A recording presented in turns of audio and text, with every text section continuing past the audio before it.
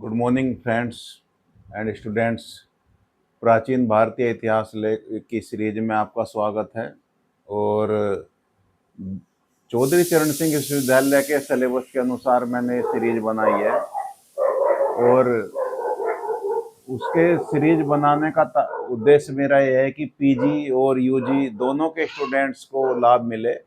हालांकि बाकी यूनिवर्सिटीज़ के सिलेबस को भी ये कवर करता है। और आप सजेशंस जरूर दें, मेरे चैनल को लाइक करें और सब्सक्राइब करें, लेकिन उसके बाद अपने सुधार मैं क्या करूं उसके बारे में बताइए, क्योंकि मैं चाहता हूं एक नैरेटिव हिस्ट्री का डेवलपमेंट हो हमारे छात्रों के बीच। और ये इतिहास जो है एक दुरूह सब्जेक्ट ना बन के रह जाए, ये बहुत सिंप्लीफाई और इंटरेस्टिंग सब्जेक्ट बने। मेरा उद्देश्य यही है मात्र। तो आज इसी क्रम में मैं आपको थोड़ा मौर्य साम्राज्य के पतन के बारे में बताऊंगा कि देखिए, अब यह है कि अब कोई भी साम्राज्य हो, इतिहास का नियम है, अगर उत्थान है तो पतन तो निश्चित है, ये तो आप बिल्कुल समझ लीजिए। लेकिन ये होता है कि मौर्य साम्राज्य के साथ समस्या यही है कि ये इतना बड़ा साम्राज्य और मात्र 3 पीढ़ियों में ही समाप्त हो गया। और मुश्किल से ये 70-80 साल चला। और ये मान लीजिए बड़े साम्राज्य 70-80 साल 3 राजाओं ने राज किया, और बाकी जो 8-7 राजा हैं उन्होंने तो मुश्किल से 50 साल भी राज नहीं किया। तो कहने का मतलब ये है कि ऐसे कौन से कारण थे कि जो पहला राष्ट्रीय राज्य है देश का, आज नेशन स्टेट है, उपमहाद्वीप पे राज्य है, वो एकदम से इतना ढह कैसे गया। विद्वानों के बीच मतभेद है इसको लेकर, लेकिन कुछ कॉमन कारण हम जानेंगे इसके कि क्या है। देखिए, प्रत्येक शासन का जो पतन है, प्रत्येक साम्राज्य का जो पतन है, वो इस बात पे निर्भर करता है कि उसके उत्तराधिकारी कैसे हैं। इतना तो निश्चित है कि अशोक के उत्तराधिकारी जो है वो अत्यधिक कमजोर हैं। और अत्यधिक कमजोर होने के साथ साथ अशोक मौर्य साम्राज्य प्राचीन काल का पहला साम्राज्य है। देखिए, इसका विभाजन हुआ, जैसे बाबर के टाइम में हुमायूं के साम्राज्य का विभाजन हुआ था, 4 भाइयों में बांट दिया था। ऐसे ही अशोक के साम्राज्य का भी विभाजन हुआ था। ये बड़ा एक तरह से दुर्भाग्यपूर्ण है। और इसी में देखिए कि वो जो विभाजन हुआ उसमें जालोक जो है कश्मीर का बना, और सासिलुक जो है वो मगध का बना, फिर दशरथ मगध का बना। ऐसे ही कुणाल है, वो भी मगध का बना, मगध से नीचे के हिस्से का बना। अब ये जो चीजें हैं ये दिखाती हैं कि अशोक के बाद में कंसोलिडेशन जो इतनी मेहनत से किया था साम्राज्य का, वो टूट गया। और उसके टूटते ही जो है शक्ति जो है वो अधूरी रह गई। ये तो एक एस्पेक्ट है इसका मात्र। लेकिन जो बड़ा एस्पेक्ट है, मेजर एस्पेक्ट है माय डियर स्टूडेंट, मैं आपके सामने ये डिस्कस करूंगा कि उससे पहले हमें अशोक के मौर्य साम्राज्य के मौर्य शासन की एक तरह से क्या रूप है वो देखना पड़ेगा। इसका स्वरूप क्या है मौर्य साम्राज्य का, तो मैं बताऊंगा माय डियर स्टूडेंट्स। इसका जो स्वरूप है, इसकी कुछ विशेषताएं हैं, उन्हें देखिए आप। कि एक तो ये घोर सैन्यवादी शासन है। It is the military state plus police state, and it has been copied from the Indo Bactrian Indo Greeks. ये एक तरह से जो कॉपी करा गया है इस साम्राज्य को चंद्रगुप्त मौर्य ने, वो इंडो ग्रीक्स जो मध्य एशिया में साम्राज्य हमारे अटैक कर रहे हैं उससे बड़ा ये प्रेरणा पाता है, और इंडो बैक्ट्रियन से और इंडो यवन से। तो इसमें क्या है कि पुलिस माने मिलिट्री, तानाशाही, और it is the most autocratic empire of the ancient India. ये समझ लिए, सबसे ज्यादा निरंकुश शासन है प्राचीन भारत का। ये सबसे बड़ा दुर्भाग्य है इसका। और ये मैं बता रहा हूं निरंकुश होना, हालांकि उस टाइम की मजबूरी है। तो अब इसने इसको एकीकृत कैसे किया ये समझ लीजिए। मौर्य साम्राज्य को चंद्रगुप्त मौर्य ने, उसने एकीकृत इस प्रकार किया है कि वो जो नए जनजातीय एरिए हैं भारत के, जहाँ पे नॉन आर्यंस रह रहे हैं, इंडियन ओरिजिन के लोग हैं, उनका वो आर्यकरण करता गया, उनका शहरीकरण करता गया, उनको अपने पोजेशन में लेता गया। और जब उनको अपने पोजेशन में लेता गया तो धीरे धीरे क्या हुआ, उसने सारे भारत पे ज्यादातर हिस्सों में एक उपमहाद्वीपीय साम्राज्य की स्थापना डाली, जिसमें बहुत डाइवर्सिटीज हैं, जिसमें बहुत नेशनलिटीज हैं। और जिसमें बहुत सारी ट्राइब्स हैं, हजारों ट्राइब्स हैं, ये देखिए उसमें। तो अब इतनी सारी ट्राइब्स के अंतर्गत शासन करना बड़ा मुश्किल होता है। लेकिन चूंकि अब unitary form of the government भी है, एकात्मक शासन भी है, ये देखिए आप, एकात्मक शासन कहते हैं जहां पे सेंटर से ही सब चीजें गवर्न होती हैं। देखिए इतना बड़ा मौर्य साम्राज्य है, लेकिन राज्य है उसमें केवल 4, और पाटलिपुत्र से वो गवर्न होता है, ये देखिए आप। और जो राज्य उसमें 4 हैं, तो अब राज्य बनाने चाहिए थे कम से कम उसको 10-20, क्योंकि उसमें बहुत सारी राष्ट्रीयताएं हैं, जैसे पुंड्रवर्धन बंगाल की अलग है, आसाम की अलग है, बांग्लादेश की अलग है, उसी तरह गुजरात एक तरह से सौराष्ट्र की अलग है, विदर्भ की अलग है।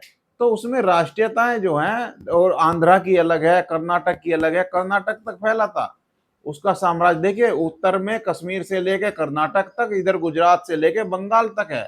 तो बहुत बड़ा साम्राज्य, अखिल भारत, पहला अखिल भारतीय सम्राट है, मैं बताता हूं आपको। और इसको थामना बड़ा, एक तरह से ये मान लीजिए कि तलवार के दम पे उसने थाम रखा है। तलवार के दम पे ये बताते हैं कि जस्टिन, एरियन, स्ट्रैबो जितने भी हैं, वो कहते हैं विदेशी यात्री भी, कि 6 लाख की सेना रखता है। देखिए चंद्रगुप्त मौर्य अब 6 लाख की सेना रखता है, तो उसके लिए उसने सेना का एक तरह से विकेंद्रीकरण नहीं किया, वो सेंट्रलाइज सेना है। और जब तक साम्राज्य राजा की तलवार में दम है, तब तक आप उसे एक तरह से रख सकते हैं। और यूनिटरी फॉर्म, एकात्मक शासन की ये विशेषता है कि केंद्र जब तक बहुत मजबूत है, बहुत अधिनायकवादी है, बहुत साम्राज्यवादी है, बहुत कठोर है, बहुत मजबूत है, तब तक है। जैसे ही केंद्र ढीला पड़ेगा, मैं बताऊंगा कि उस केंद्र में जो है एकदम से फिर विस्फोटन जो है सीमावर्ती राज्यों में शुरू हो जाएगा। अब आप देखिए कि इतना बड़ा साम्राज्य है, लेकिन महान शासक इसमें 2 ही हैं, एक तो अशोक है, एक चंद्रगुप्त मौर्य है। बिंदुसार को तो मैं मानता ही नहीं, ना बिंदुसार ने कोई नई विजय की। उसका साम्राज्य तो ऐसा है कि जो उसको चंद्रगुप्त मौर्य दे के गया, उसको एज इट इज चलाया। अब देखिए, अब दोनों की नीतियों में बड़ा अंतर है। चंद्रगुप्त मौर्य की नीतियों में और बिंदुसार की और अशोक की नीतियों में, तीनों में अंतर है। बिंदुसार शांतिवादी है, अशोक का कॉन्ट्राडिक्टरी एक तरह से कैरेक्टर है। कॉन्ट्राडिक्टरी कैसे? पहले तो वो चंडाशोक है, बहुत विजय करता है, मार काट करता है, कलिंग जीतता है, 1.5 लाख 1 लाख आदमी मरवाता है, 1.5 लाख को दास बनाता है। लेकिन तुरंत ही उसका हृदय परिवर्तन होता है, और तुरंत ही वो शांति की घोषणा करता है, धम्म विजय की घोषणा करता है, रण विजय की घोषणा को कैंसिल कर देता है। तो अब आप एक चीज देखिए कि आप जिस समय पे रह रहे हैं, नया नया, India is nation in making, भारत नया नया बन रहा है। And in this nation in making you have to be very very careful. अब आपको दोनों चीज का समन्वय लेके चलना है। आपको साम्राज्यवादी भी होना है, आपको इंपीरियलिस्टिक भी होना है, और आपको जनकल्याण, वेलफेयर स्टेट, जनकल्याणकारी भी होना है। दोनों योजनाएं साथ साथ लेके चलनी है। लेकिन अशोक दोनों का एक्सट्रीम करता है। पहले वो घोर साम्राज्यवादी है, फिर वो घोर शांतिवादी है। प्राचीन काल में साम्राज्य ऐसे नहीं चलते हैं। आपकी तलवार में दम होना ही चाहिए। भले ही आप लोक कल्याणकारी हो, लोक कल्याणकारी कार्य करने चाहिए शासक को, अशोक ने किए, लेकिन वो ज्यादा ही शांतिवादी हो गया। तो अब मिलिट्री स्टेट, पुलिस स्टेट जो है, ये एक स्थायी बंदोबस्त नहीं है साहब। ये military state is not the permanent solution of any empire. जितने भी मिलिट्री स्टेट हैं, चाहे वो सल्तनत काल के हों, चाहे मुगल काल के हों, चाहे वो विदेशों में भी हों, चाहे वो रोमन साम्राज्य को, मिलिट्री स्टेट जब ढहते हैं तो एकदम से ढह जाते हैं, और बनते हैं तो एकदम से बनते हैं। अब इसने कंसोलिडेशन नहीं किया। अब कंसोलिडेशन उस स्तर पर तो क्या, प्रशासनिक स्तर पे, लेकिन डेमोग्राफिकली, टोपोग्राफिकली और ज्योग्राफिकली इतना कंसोलिडेशन ये नहीं कर पाया, क्योंकि चंद्रगुप्त मौर्य को इतना टाइम नहीं मिला। वो काम अशोक को करना चाहिए था, अशोक उसमें सफल नहीं रहा उतना। अब दूसरी चीज देखिए साहब, ये तो इसका नेचर ऑफ द स्टेट है। दूसरा चीज देखिए कि अब चल क्या रहा है देश में। मैंने बताया था कि ये जो मौर्य अशोक है, ये पूर्णतः बौद्धिस्ट बन गया, और पूरा देश बौद्धमय हो गया। और साम्राज्य जो है वो उसने क्या काम किया कि बौद्ध धर्म के प्रोपोगेशन के लिए, एक तरह से ये मान लीजिए, वो एक तरह से प्रोपोगेशन के लिए उसने बहुत सारे कार्य किए, ठीक है साहब आप बौद्ध बन गए, लेकिन सच्चाई क्या है? सच्चाई ये है कि इस देश में हमेशा सेक्ट्स के बीच में, संप्रदायों के बीच में, धर्म के बीच में एक कॉन्फ्लिक्ट चला है। और ये कॉन्फ्लिक्ट क्या है? कि कॉन्फ्लिक्ट है कि ब्राह्मण वर्सेज बौद्ध कॉन्फ्लिक्ट चला है। बौद्ध और ब्राह्मणों की लड़ाई चली है लंबी, 36 आंकड़ा के देखे दोनों का। और Aryan versus non Aryan conflict चला है। तो ये ऐसा नहीं है कि आपने देश को बौद्ध बना दिया, बौद्ध राज धर्म घोषित हो गया, बौद्ध के लिए काम कर रहे हैं, देश सारा बौद्धमय हो गया, ब्राह्मण सारे सुप्तावस्था में चले गए। वो सुप्तावस्था में तो चले गए, लेकिन अभी भी वो क्या काम करते हैं? वो घात लगाए बैठे हैं कि जैसे ही मौका मिलेगा वो रिवाइव करेंगे। और ये हुआ। अब क्या देखिए कि क्या कारण है कि वृद्धरथ जो इस शासक, अंतिम शासक है बड़ा, उसका सेनापति जो पुष्यमित्र शुंग है वो ब्राह्मण है।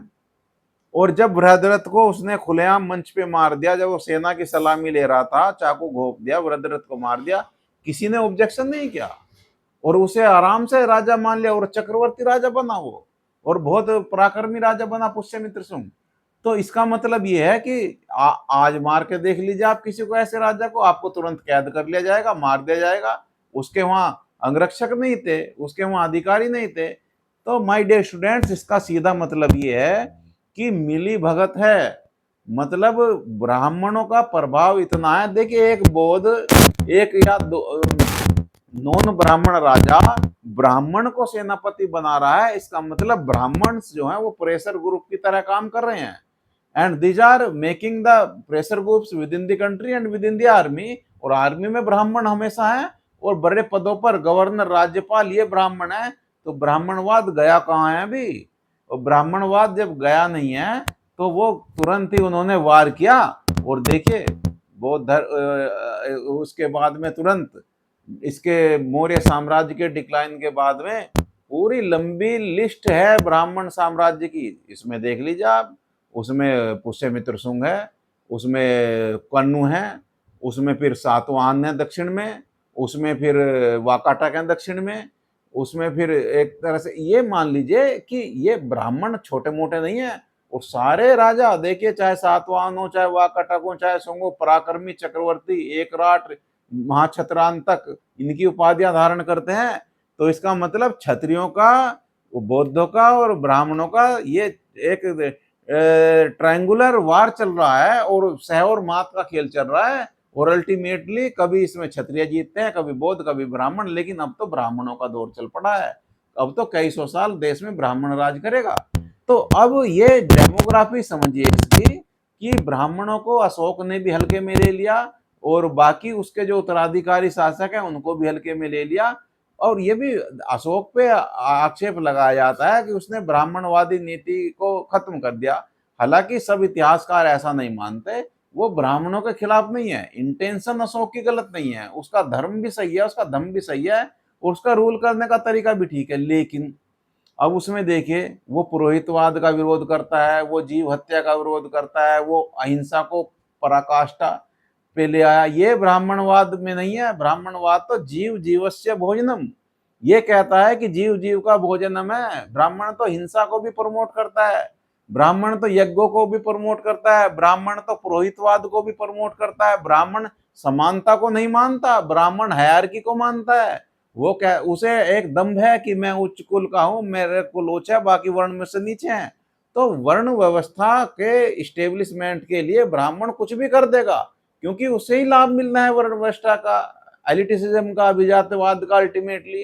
तो अब ये ब्राह्मण जो है ऐसा नहीं है, वो पूरा एक, और हुआ भी बाद में सबने वर्ण व्यवस्था जो अशोक ने कम कर दी थी, खत्म कर दी थी, ना के बराबर हो गई थी। सब काम वही कर रहे हैं जो अशोक ने खत्म किए। उसने वर्ण व्यवस्था शुरू की, उसने यज्ञ शुरू किए, उसने बलि शुरू की, उसने हिंसा शुरू करी, उसने तलवार के दम पे जीत शुरू करी। तो अब ये समझ लीजिए कि ये अशोक की कमजोरी है कि वो ब्राह्मणों को कम आंक गया, और वो ब्राह्मणों को इस तरह से मैनिपुलेट नहीं कर पाया जैसे उसे मैनिपुलेट करना चाहिए था। तो ये तो दूसरा कारण है। अब तीसरा कारण है ये साहब। अब एक चीज देखिए, आप कौटिल्य अर्थशास्त्र को ध्यान से पढ़िए। और फिर रोमिला थापर को पढ़िए और बाकी इतिहासकारों को पढ़िए, 2-4 को, जिन्होंने, रामचरण शर्मा उनके काम है। तो अब इसमें ये है कि जो ये राष्ट्र राज्य है, नेशन स्टेट है, बहुत बड़ा है, बहुत बड़ी मशीनरी है साहब, बहुत बड़ी नौकरशाही है, बहुत बड़ा मंत्रिमंडल है। इतने बड़े मंत्रिमंडल को देखिए, सफलता भी है मौर्य, चंद्रगुप्त मौर्य बहुत महान शासक है, मैं तो उसे सैन्य मामलों में अशोक से भी महान मानता हूँ। तो उसने मैनेज तो कर लिया शुरू में। मैनेज कैसे किया कि he was the first emperor of the India who gave the salary in the cash to the soldiers. उसने सेना को नगद राशि दी, पहली बार वेतन मिलना शुरू हुआ। देखिए देश में मुद्रा नहीं है, इस देश में बार्टर सिस्टम है, ऐसे में तुम नगद मुद्रा दे रहे हो। और ये बड़ा अच्छा एस्पेक्ट है कि उसने एक नई परंपरा डाली और वो सफल भी रही। लेकिन समस्या ये है कि जब तक आपके पास लगान जबरदस्ती आ रहा है, आपके पास उगाही के स्रोत अच्छे आ रहे हैं, जब तक आपके पास मतलब लगान देने की मशीनरी ठीक काम कर रही है, जब तक आपकी तलवार में दम है, तब तक तो सही आ रहा है लगान। लेकिन हुआ क्या, 10 लाख की सेना के आसपास है, उसके लिए नगद वेतन देना इतना आसान नहीं है। तो आपको क्या, और आप लगातार जो है उस पर खर्च कर रहे हैं, तो आपको क्या करना पड़ेगा, टैक्सेशन बढ़ाने पड़ेंगे। वो टैक्सेशन, अब देखिए, मौर्य काल एक तरह से भौतिकवाद और समृद्धि का भी काल है, लेकिन ये अथाह टैक्सेशन का भी काल है। अथाह टैक्सेशन है। अथाह टैक्सेशन कैसे है कि कौटिल्य शास्त्र में टैक्स लगाने के नए नए तरीके बताए गए हैं कि कैसे ज्यादा से ज्यादा टैक्स लगाएं। वो टैक्स की एक लंबी फेहरिस्त है, पूरा चैप्टर है टैक्सेशन का। वो कहता है कि अगर राज्य को खाली हो जाए तो वो यात्राएं शुरू कर सकता है, राज धर्म यात्राओं पे टैक्स लगाए, भगवान की मूर्तियों पे टैक्स लगाए, और एक तरह से जलूसों पे टैक्स लगाए, मेलों पे टैक्स लगाए, तमाशगीरों पे टैक्स लगाए, इवन गणिकाओं पर, प्रोस्टिट्यूट्स पे, वेश्याओं पर टैक्स लगाए गए। तो इसका, और ये कहा गया कि these are the better source of the taxation, entertainment industry कहते हैं जिसे हम। अब देखिए, ये ज्यादा दिन नहीं चलने वाला, क्योंकि इंडिया का में टैक्सेशन का रेशो बहुत कम रहा है। 1/8, 1/6, 1/10, 1/9 ऐसा टैक्स जाता था। लेकिन जैसे ही टैक्स 1/4, 1/3 ऐसे जाएगा तो विद्रोह होंगे। इसका ये भी मिलता है कि जब वो अशोक वहां पे गया, कनकमुनि लुम्बिनी में गया, तो उसने उसका टैक्स कम किया, 1/10 कर दिया। तो अब इसका मतलब दूसरा इसका एग्जाम्पल ये मिलता है कि मिलिट्री राज्य में अत्याचार होते हैं और उसमें टैक्सेशन जबरदस्ती लिया जाता है, वो भविष्य नहीं देखता। इसका सबसे बड़ा उदाहरण ये दिव्यावदान में मिलता है कि दिव्यावदान में ये कहा गया है कि जब अशोक बिंदुसार के टाइम पे युवराज था तो तक्षशिला में विद्रोह हो गया, और इस विद्रोह को दबाने के लिए तक्षशिला में उसने अपने बेटे अशोक को भेजा। तो अशोक जब गया तो वहां के लोगों ने कहा कि, वहां की जनता ने कहा कि ना तो हम महाराज के खिलाफ हैं, यानी कि ना तो हम बिंदुसार के खिलाफ हैं, ना हम कुमार के खिलाफ हैं, ये दुष्ट अमात्य हमारा शोषण करते हैं साहब। तो दुष्ट अमात्य शोषण कर रहे हैं, इसका मतलब ब्यूरोक्रेसी पे आपका नियंत्रण नहीं है, ब्यूरोक्रेसी आपकी बहुत ज्यादा तानाशाही है, वो शोषण कर रही है। और इसका एग्जाम्पल ये है कि अशोक ने जब धम्मा मातरों की नियुक्ति करी, वो पहला ही आदेश ब्यूरोक्रेसी को देता है कि 5 साल में हर 5वें वर्ष आप जनता के बीच जाएं, उसकी सेवा करें, उसको देखें, तो उनका दौरा करें। लेकिन अब ये ब्यूरोक्रेसी किसी की नहीं होती। इसी तरह से मैंने कहा है कि अर्थशास्त्र में वेतन की जो लिस्ट है वो बहुत मजबूत वेतन मिलता है, कई सौ पर्ण मिलते हैं एक एक मंत्री को, सेनापति को, मंत्री परिषद को, अध्यक्षों को। तो इतना वेतन आप लंबे टाइम तक नहीं दे सकते किसी भी साम्राज्य को, कि उसको लंबे टाइम तक आपका खजाना खाली होएगा। और अशोक के टाइम में ये बताते हैं कि दिक्कत यह है कि अशोक ने धर्म प्रचार पे खर्च बहुत किया, ऐसा दिव्यावदान में होते। और ये बताते हैं कि उसे आखिरी टाइम में आंवला तक खाना पड़ा, उसके बेटों ने उसे आंवला दिया और खाने के लिए उसमें कुछ नहीं बचा। हालांकि ये सब सिंबॉलिक हो सकते हैं, लेकिन इतना जरूर है कि अशोक ने जितना कल्याण पे किया या बौद्ध धर्म के प्रचार पे किया, उसका अर्थव्यवस्था पे जरूर प्रभाव पड़ा, और अर्थव्यवस्था पे प्रभाव पड़ने के कारण साम्राज्य है वो कंगाल हो गया। अशोक को लोग, अशोक की शांतिवादी नीति को भी कुछ लोग इसका जिम्मेदार मानते हैं साहब। अब ये बड़ा एक तरह से कॉम्प्लिकेटेड सवाल है और इतिहासकारों में आज तक मतभेद है कि अशोक की शांतिवादी नीति मौर्य साम्राज्य के लिए पतन के लिए कैसे कारक है। देखिए, अशोक महान शासक है, इसमें कोई डाउट नहीं है, लेकिन अब शांतिवादी नीति का परिणाम ये हुआ कि उसके साम्राज्य में वो अपने एक अभिलेख में, सांची के अभिलेख में और 13वें अभिलेख में शायद, वो बार बार जनजातियों को चेतावनी देता है कि वो सुधर जाए, नहीं तो देवाना प्रियदर्शी महाराज को सख्त कदम उठाने पड़ेंगे। अब ये नौबत किस लिए आई साहब? नौबत तो इसलिए आई कि आप, इसका मतलब विद्रोह हो रहे हैं, इसका मतलब चंद्रगुप्त मौर्य वाला डर खत्म हो गया जनजातियों में, इसका मतलब लोग विद्रोह पे उतार हुए हैं और सीमावर्ती राज्यों ने जैसे ही वो कम हुआ, क्या कहते हैं, केंद्र, सीमावर्ती राज्यों ने क्या काम किया, अपनी स्वतंत्रता घोषित कर दी। और उसमें पुंड्रवर्धन है, उसमें बंगाल है, उसमें विदर्भ है, उसमें वल्लभी है, उसमें नीचे चेर, चोल, पांडे, सतीपुत्र हैं केरल के आसपास, तमिलनाडु के आसपास, वो सारे हो गए और वो साम्राज्य जो है चंद महीनों में, चंद सालों में बिखर गया। अब ये तो ये एक आंतरिक कारण है, बाहरी कारण भी जिम्मेदार है। पश्चिमोत्तर से क्षेत्र जो है वो बहुत अनस्टेबल है इंडिया का, हमेशा से, अंग्रेजों तक रहा साहब ये अनस्टेबल। और इतने अनस्टेबल क्षेत्र को आप जो है तलवार के दम पर ही काबू कर सकते हैं। अब मैंने बताया था कि सिंधु नदी, ये तो भारत का खुशनसीब भी है कि सिंधु नदी है वहां पे। अगर सिंधु नदी नहीं होती तो भारत कई बार गुलाम हो जाता उस टाइम भी। सिकंदर सिंधु से चला गया और बाकी लोगों का, मिनेंडर का भी शासन बाद में क्या कहते हैं, सेल्यूकस जारी रहा। लेकिन उसके बाद में देखिए इंडो ग्रीक्स लगातार अटैक कर रहे हैं, पार्थियंस इसमें मुख्य हैं और शक बहुत मुख्य हैं, शक, और फिर कुषाण आ गए। तो जो पश्चिमोत्तर बेल्ट है वो फ्री है पूरी, उसमें अफगानिस्तान, ईरान, पाकिस्तान, पंजाब तक ये लोग आते हैं और वहाँ उनका एक पैरेलल गवर्नमेंट चल रही है, सेल्यूकस के टाइम से चल रही है। तो पैरेलल गवर्नमेंट चल रही है और जैसे ही शक, कुषाण, हुण फ्री हुए मध्य एशिया से, उन्होंने अटैक किए भारत पे और भारत की बाउंड्री सुरक्षित नहीं थी, वो आराम से सिंधु क्रॉस कर गए और सिंधु क्रॉस करके उन्होंने मौर्य साम्राज्य की जो है नींव हिला दी। अब चाइना की तरह कोई बाउंड्री वाल, जैसे चाइना ने तो चीन की दीवार कर ली थी हुनों के आक्रमण के खिलाफ, मौर्य ने नहीं करी और वो टाइम एक ही है, 3rd ईसा पूर्व का टाइम है वो। अगर मौर्य भी कोई ऐसा बाउंड्री बना लेते साइंटिफिक कि यहाँ तक हम हैं, शायद ये उनका इतना बुरा हाल ना होता। तो सीमाओं को सुरक्षित नहीं रख पाए, आंतरिक सीमाओं को भी और बाहरी सीमाओं को भी। तो अभी राज्य बन रहा है, नेशन इज मेकिंग है, उस राष्ट्र राज्य की सीमाएं बहुत सुरक्षित चाहिए थी। तो भारत की सीमाएं उस तरह की नहीं है जैसे गुप्त साम्राज्य में, मौर्य साम्राज्य में यही फर्क है कि गुप्तों का जो साम्राज्य है वो फेडरलिज्म पर आधारित है, वो फेडरल है। गुप्तों ने उसे लूज कर दिया, गवर्नर बना दिए, राज्य बना दिए, 20, 25, 15, 13, 20 राज्य हैं और उनको स्वायत्तता दी। लेकिन मौर्यों में इतनी दूरदर्शिता नहीं है कि उसको थोड़ा सा unitary form of the government को वो कर देते, क्या कहते हैं उसे, unitary form of the government को थोड़ा सा फेडरल बना देते।